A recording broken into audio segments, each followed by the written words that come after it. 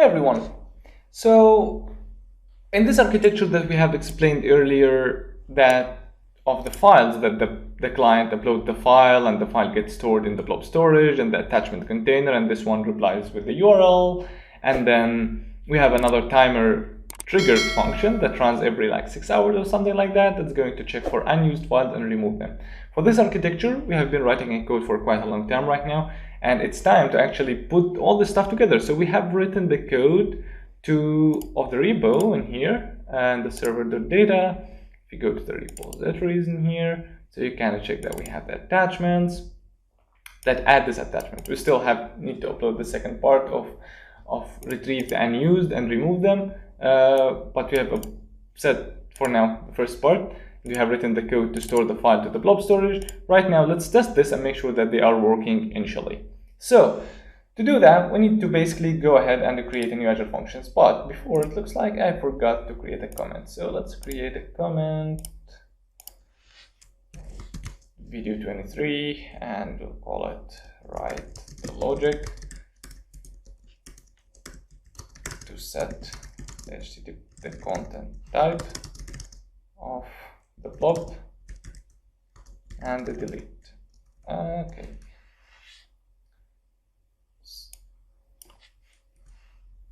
Blob delete logic, just like this. Okay, let's continue right now. So I will hit on add a new Azure function, and I will call this function UploadAttachment. So come on, I hate this window, it takes a lot of time to load. UploadAttachment. Of course, it's going to be HTTP trigger with Open API because we need the Swagger documentation. We're going to set all of them at the end of this course after we have all our functions up and running. Very good. So right now, this is our Azure function.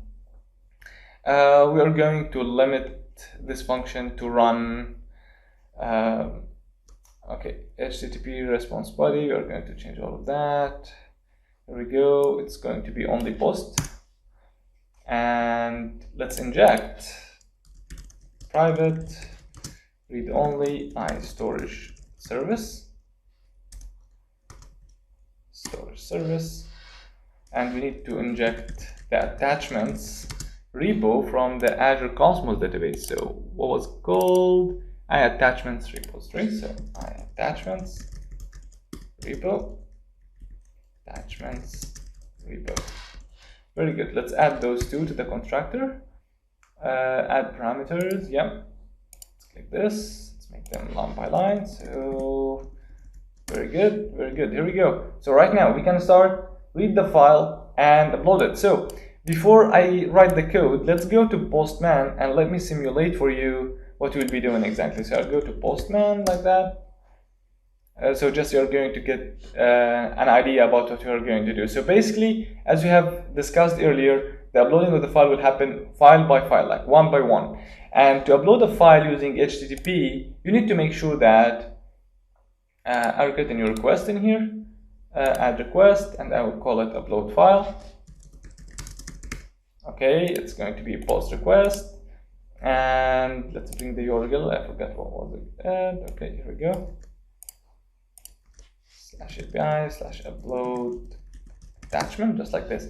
So for now, we don't have authorization. In the body, as you notice, it needs to be form data or binary, but we can have it as form data. We can give it a key. We'll call it like file, and then set its type to file, and we can select that same image in here, and then we can, when we hit send, this file will go within the form within a key called file.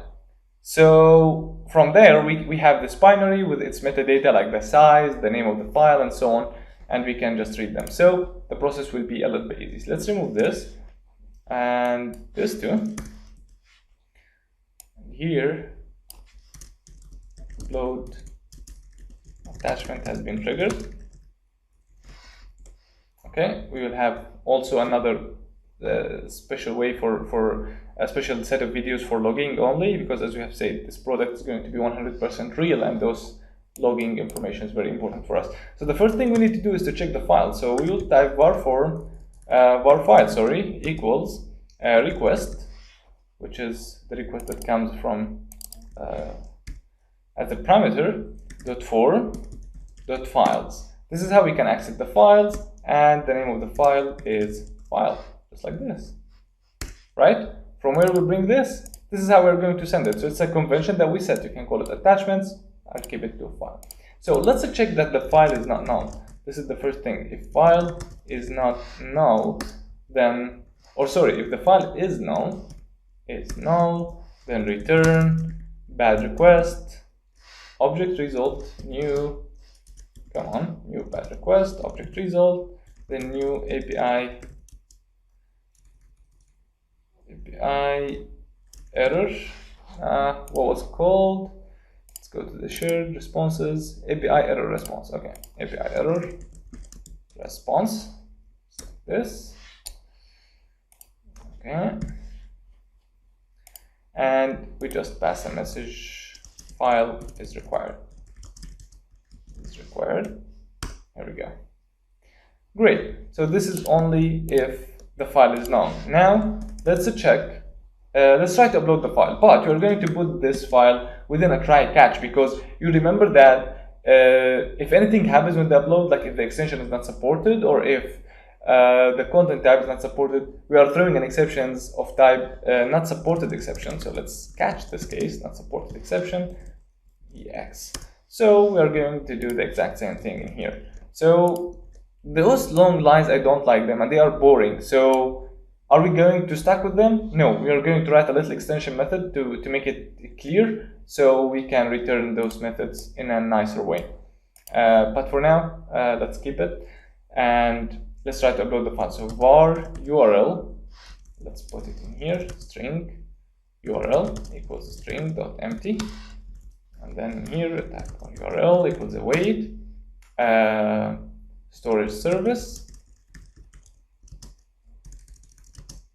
.upload .save file async, and it is file.open read stream, and the file name, which is file name.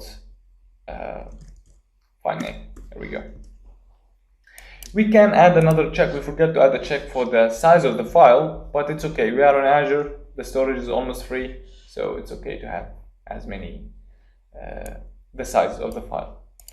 Okay, this is how we can upload the file. So let's see, let's add some comments in here. Read the file from the form. In here, save the file and retrieve the URL. And in here, we need to save the URL in the database. URL in the database. Here we go. Cool.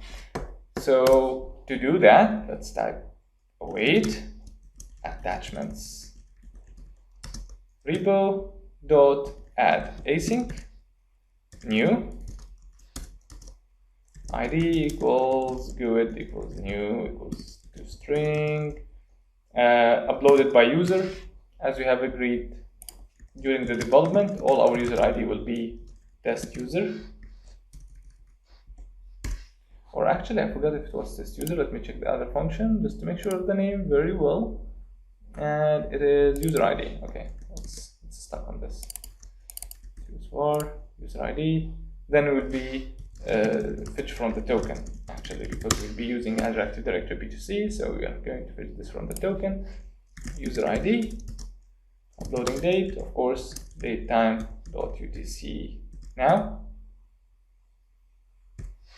Okay, this also needs to be changed.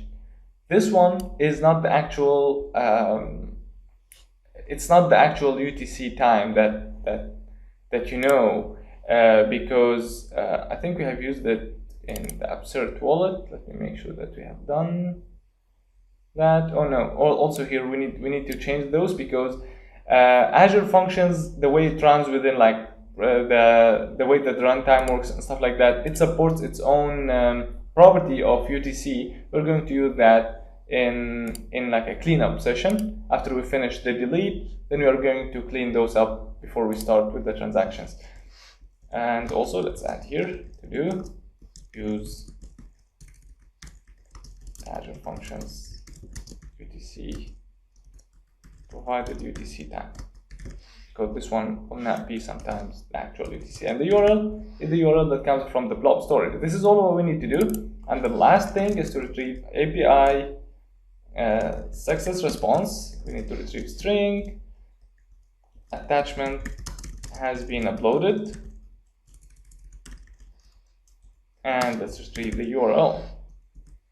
Okay, this is all that we want to do right now. Hopefully our function is going to work very fine, so I'll put a breakpoint in here, and yeah, this is the name of the function. Let's run and see how it's going to go.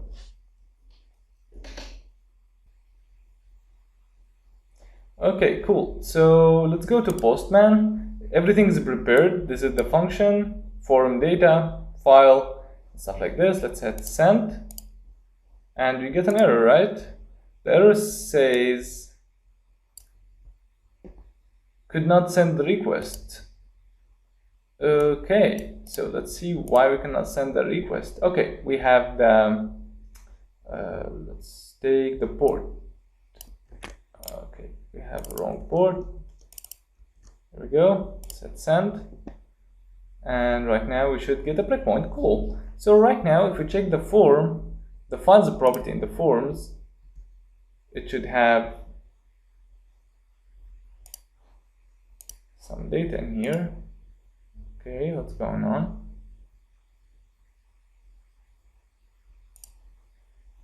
Let's read if there is any.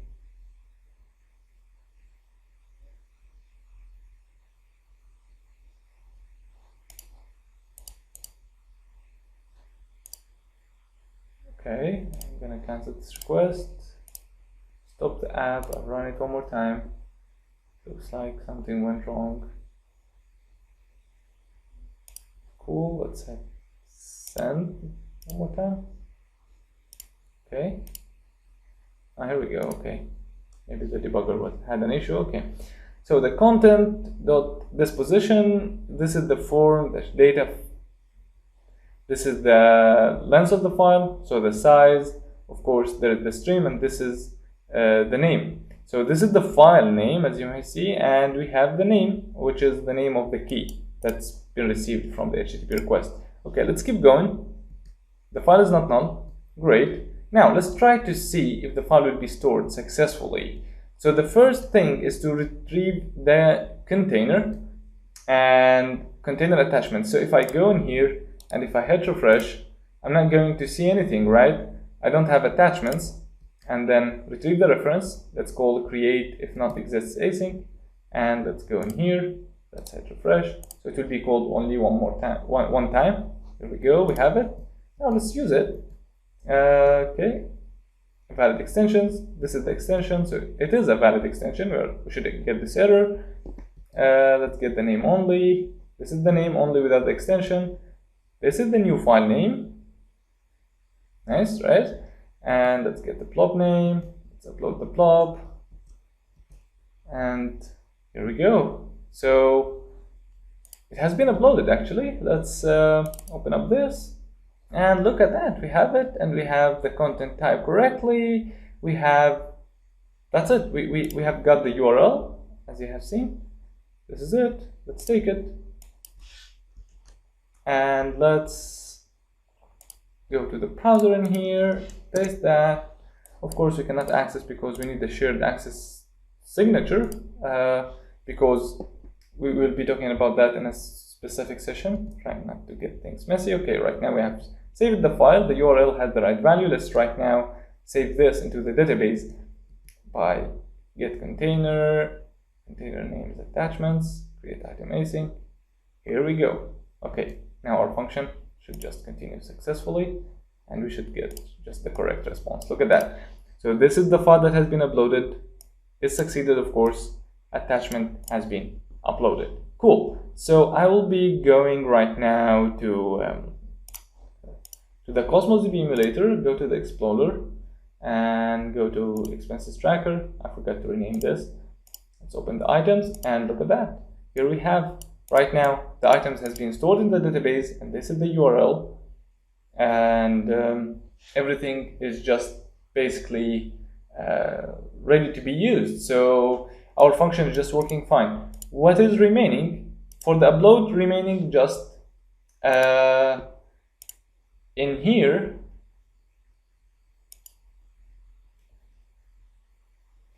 after we upload the file, or maybe before we even upload the file, in here we need to add to do call the Microsoft Computer Vision API to make sure it is a document image and not like a selfie or something like that. Of course, this is I will add this as an optional if you would like to do it. This is just to teach you if you want to do that. Otherwise, you can just cancel the step. The function is work. Right now, if you are building an app, you can depend on what you have done until now and just continue building forward. So we are in a very good state into this. So right now, after the computer vision, we still have to write the function to retrieve the files that they are not used yet, and delete them if they haven't been used for like 6 hours or so. Because in this moment, like you can imagine that the user opened the transactions and he click upload, he uploaded a file and he get this. So after he created the transaction, he sent this with the he sent this URL with the request of create a transaction. So this file is being used. Then it will be just removed from the attachments. It will be removed from in here, and it will be stored within the transactions item within the transaction itself. If this file is not being sent by the client, so he has removed it or he closed the app and he didn't want to do that anymore, so after 6 hours or 24 hours, we will make a query to go check all those kind of files and remove them, so the user stays safe and everything happens for them quickly without any notice delay or stuff like that in the delete. And we don't keep any user's data on our side that's being actually not used. So this is all we're going to do. Our function is just working perfectly, or the logic we have been writing in the recent couple of videos has been all is working perfectly. So thank you so much for watching. I hope you're enjoying this, and see you in the next video.